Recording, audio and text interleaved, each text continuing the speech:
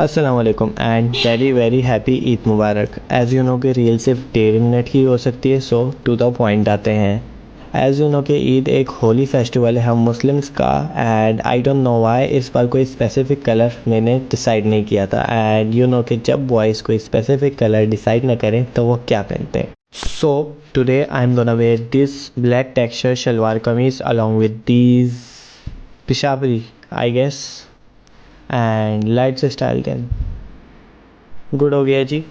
एक्सेसराइजिंग my outfit with the zero lifestyle smart watch and it's so good.